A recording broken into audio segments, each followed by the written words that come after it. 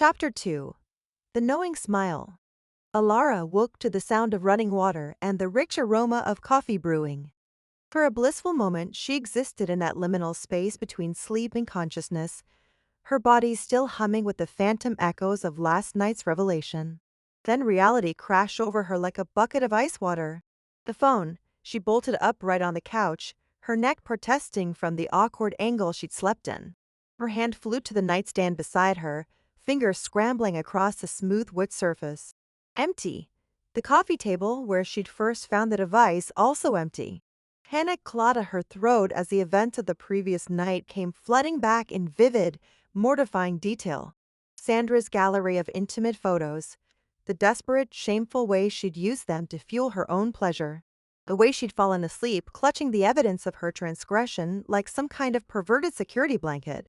"Oh God," she whispered, pressing her palms against her eyes. How could she have been so careless, so reckless? The sound of humming drifted from the kitchen, a low, melodic tune that Sandra often sang when she was in a particularly good mood. The normalcy of it felt like a mockery given the circumstances. Alara forced herself to stand on shaking legs, smoothing down her rumpled sleep shirt and running her fingers through her tangled hair. Maybe Sandra had have noticed. Maybe she'd simply retrieved her phone without looking at the screen. Maybe Alara could somehow salvage the situation and pretend last night had never happened. Even as the desperate thoughts circled through her mind, she knew they were fantasies. Sandra was many things magnetic, unpredictable, dangerously perceptive, but oblivious wasn't one of them. Alara padded toward the kitchen on bare feet, each step feeling like a march toward her own execution. The morning light streaming through the windows felt too bright, too harsh, illuminating every corner of her carefully controlled apartment with unforgiving clarity. Sandra stood at the counter with her back to the doorway, her dark hair loose around her shoulders. She wore one of Alara's oversized shirts when had she borrowed that, and nothing else that Alara could see. The fabric fell to mid-thigh, leaving her long legs bare, and something about the casual intimacy of Sandra wearing her clothes made Alara's stomach twist with renewed guilt and unwanted desire. "Good morning, sleepyhead," Sandra said without turning around. Her voice carried that same warm, teasing quality it always had, giving no indication that anything had changed. "I hope you don't mind I helped myself to your coffee and your shirt. Apparently, my dress from last night wasn't exactly breakfast attire." Of course, Alara managed, her voice coming out hoarse and strained. She cleared her throat. "Make yourself at home." Sandra finally turned, and Alara's heart nearly stopped. She looked radiant in the morning light, her skin glowing and her dark eyes bright with something that might have been amusement. In her hands was a steaming mug of coffee and her phone, the phone that had started this whole mess. "You look like you slept on the couch," Sandra observed, taking a slow sip of her coffee.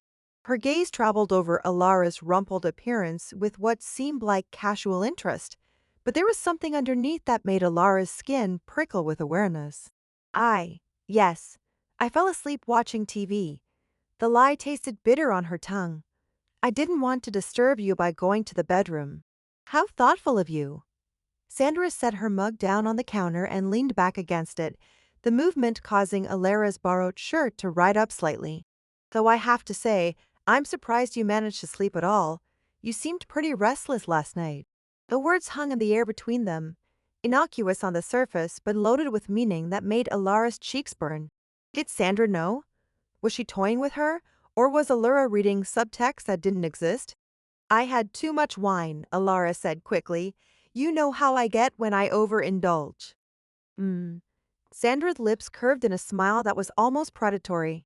"Wine does tend to lower our inhibitions, doesn't it? Makes us do things we might not normally do, explore desires we usually keep locked away." Alara's mouth went dry. There was no mistaking the intent behind those words, the way Sandra's eyes seemed to strip away every defense and pretense. She knew.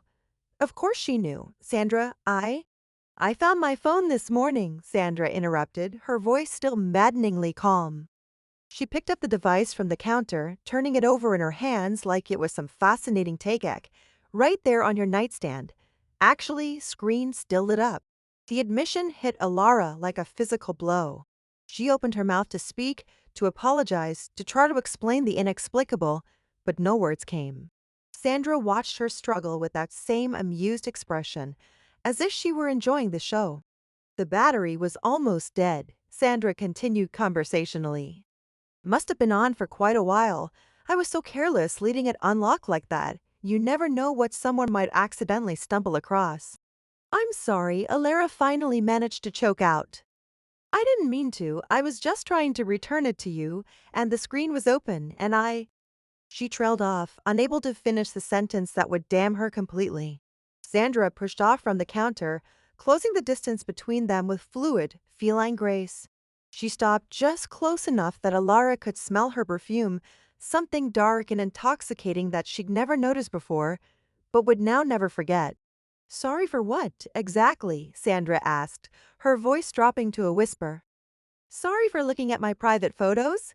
Sorry for discovering that your perfectly controlled best friend has a wild side? Or sorry for what you did after you discovered it? Alara's breath caught in her throat. Sandra's dark eyes held her captive, searching her face with an intensity that made her feel completely exposed. This was at the moment of complete humiliation, the end of their friendship, the destruction of everything she'd worked so carefully to build. But Sandra didn't look angry. She didn't look disgusted or betrayed or any of the things Alara had expected. Instead, there was something almost pleased in her expression. Satisfied, like a cat who had finally cornered the mouse she'd been hunting. Alara started, then stopped, unable to form coherent thoughts with Sandra so close. I don't know what came over me. I've never done anything like that before. I was drunk and confused and turned on, Sandra finished for her, the words falling like stones into still water. Desperately, completely turned on by what you saw, by me. It wasn't a question. Alara's face flamed with shame and something else, something that felt dangerously close to relief. No more pretending, no more hiding behind careful politeness and appropriate boundaries. Sandra had seen right through to the core of her desire, and somehow the world hadn't ended. Yes, Alara whispered, the admission torn from somewhere deep in her chest. God, yes! Sandra's smile widened, transforming her face into something beautiful and terrible. It was a smile of a predator who had just realized her prey was willing to walk into the trap, of someone who had been waiting for this moment much longer than Alara had realized. Do you know what I thought when I saw my phone this morning? Sandra asked, reaching up to tuck a strand of Alara's hair behind her ear. The casual touch sent electricity racing through Alara's entire nervous system.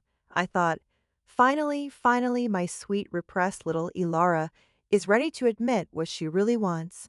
What I want? Laura's voice came out as barely more than a brat. You've been watching me for years, Sandra said, her fingers still playing with Alara's hair. Thinking I didn't notice, thinking you were so careful, so subtle. But I've seen the way you look at me when you think no one's paying attention.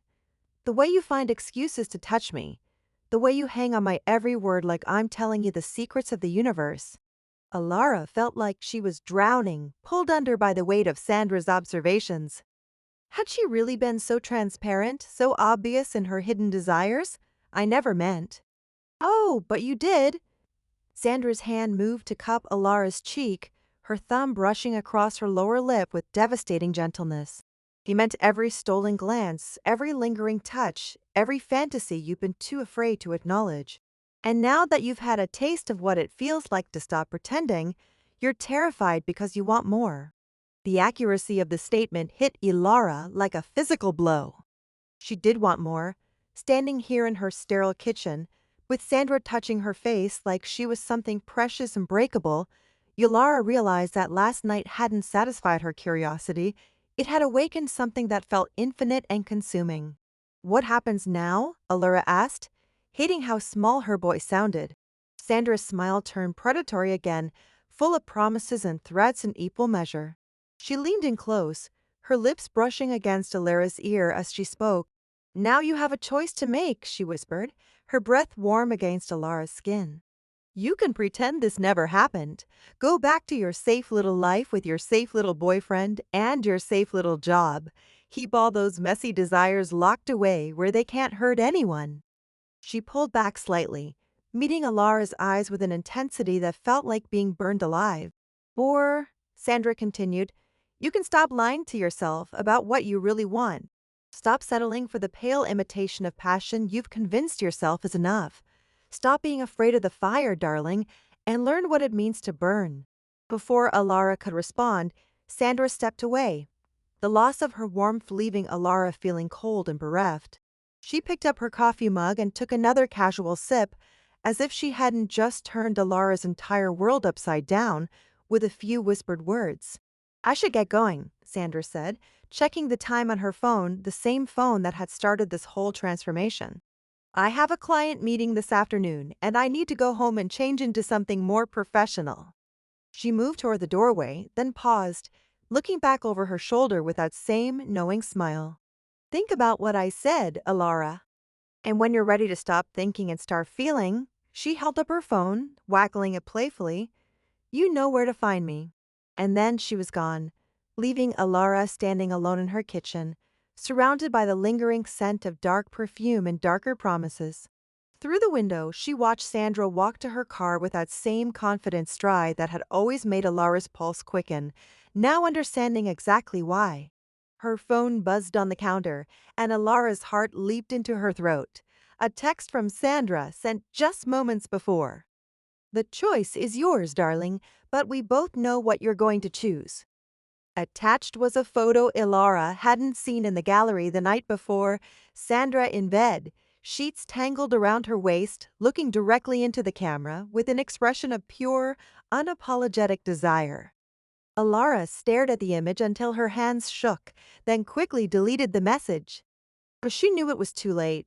The fire Sandra had talked about was already burning inside her, consuming everything she thought she knew about herself. The only question now was whether she was brave enough to let it burn.